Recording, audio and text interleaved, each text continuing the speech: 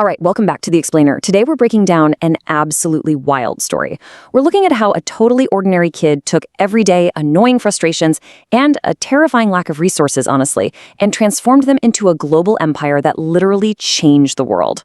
Okay, let's dive right into this. $2 billion. That's the massive valuation of Carter Innovations.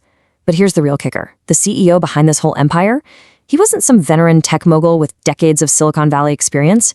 Nope. He was a 22-year-old kid who built the entire company literally from scratch. And look at this quote. This is exactly how that young CEO, Daniel Carter, opened his Stanford commencement address. 5 years ago, I was a broke kid from Ohio with a broken tool and a wild idea. I mean, talk about setting the scene, right? It really grounds us in his reality. Before the billions, the yachts, the fame, there was just raw human struggle. Section 1. The weight of ordinary. To really grasp how Daniel pulled this off, we've got to start at chapter 1, which is all about the sheer weight of his family's financial struggles. This wasn't just, oh, we can't afford a nice vacation. It was the heavy daily burden of ordinary survival. We're pulling today's insights from The Carter Effect by Silas Emanuel. This book is an absolute masterclass.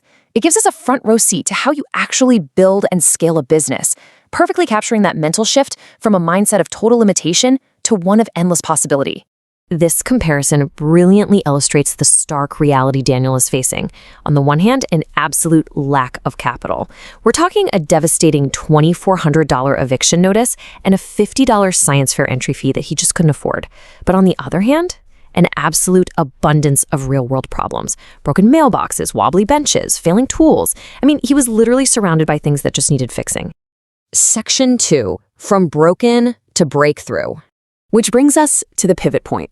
This is the exact moment he stopped seeing his circumstances as a trap and finally started seeing them as a massive opportunity.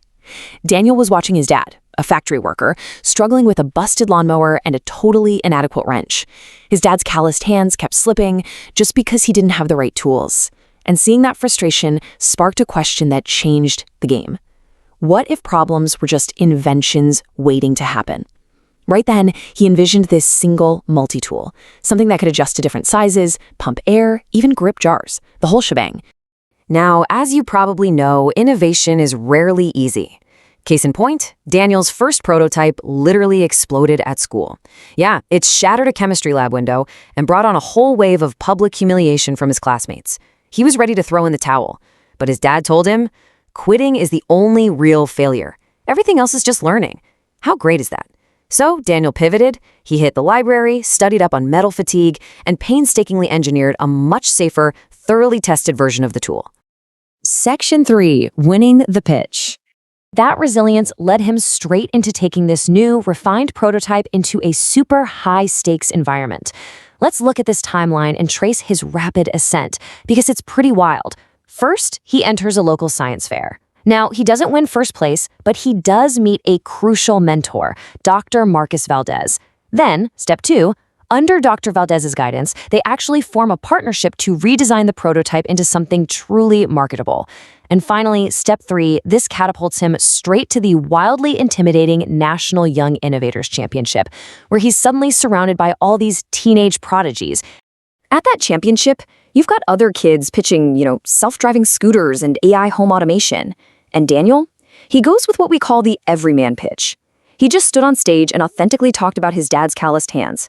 He flat out said his tool wasn't going to cure diseases or explore Mars, but it would help a single mom fix a bicycle or a dad change a tire without having to pay for a $200 service call. That level of authenticity, it won him first place and $100,000 in funding. Section 4, power over profit. Fast forward just 1 year, and Daniel's life looks entirely different. He's now a 17-year-old CEO navigating the incredibly dangerous waters of corporate success and big, big money. Get this. Guided by his mentor, Dr. Valdez, Daniel was offered a massive $50 million corporate buyout. $50 million! That is life-changing money. But he turned it down. Crazy, right? Well, look at this quote. He realized that giving up majority ownership meant giving up control of his company's core mission to help everyday people. He chose long-term power and purpose over quick payday. And you know what? That integrity absolutely paid off on a national level. Because shortly after that, he was sworn in at the White House Rose Garden to the Youth Innovation Advisory Council. The president herself told him to never lose his perspective. And Daniel used this massive new platform to ensure other working class kids wouldn't have to choose between pursuing their dreams and just helping their families survive. Section 5. The Innovation Playbook.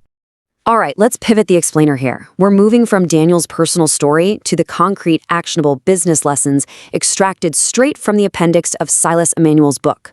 This is where you can actually apply the Carter effect to your own life.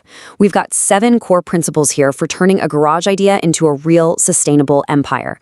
We're talking treating problems as opportunities, finding the right mentor, valuing ownership over quick income, building scalable systems, leveraging your brand as an asset, utilizing strategic partnerships, and remembering that purpose drives success.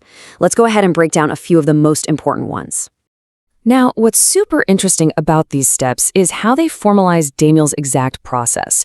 He didn't just sit around waiting for some billion-dollar idea to magically strike. He documented daily frustrations, like his dad's busted lawnmower. He researched the market size, built a rough prototype to test his assumptions super early, and basically turned everyday struggle into actual market research.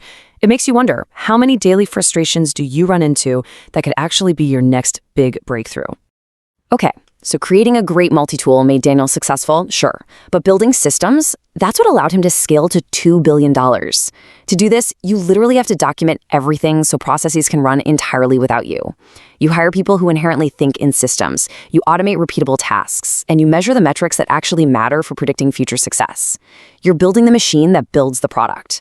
You really have to ask yourself, are you building a scalable business or are you just building a job for yourself? Because systems are the difference. He also scaled massively through strategic partnerships. Daniel couldn't manufacture and distribute this thing globally all by himself. So he partnered with retailers and distributors who could fill in those capability gaps. But, and this is huge, the absolute golden rule here is to maintain strategic control. You can never, ever become completely dependent on any single partner, or you essentially lose all your power. I absolutely love this punchy maxim from the book. Profit without purpose is just greed with better marketing. Daniel's company didn't just survive, it thrived because his crystal clear mission to empower ordinary people attracted the absolute best employees, incredibly loyal customers, and really patient investors. At the end of the day, true power isn't about what you can take from the world. It's about the value you give back to it. Which brings us to the end of today's explainer. And I want to leave you with this final, really empowering question, straight from Silas Emanuel's book. Look at your own life, your own struggles, your own environment. What problem are you uniquely qualified to solve? Because the game isn't about getting rich quick. It's about building something that actually matters. So take a look around, find that broken tool in your own life, and go build your empire.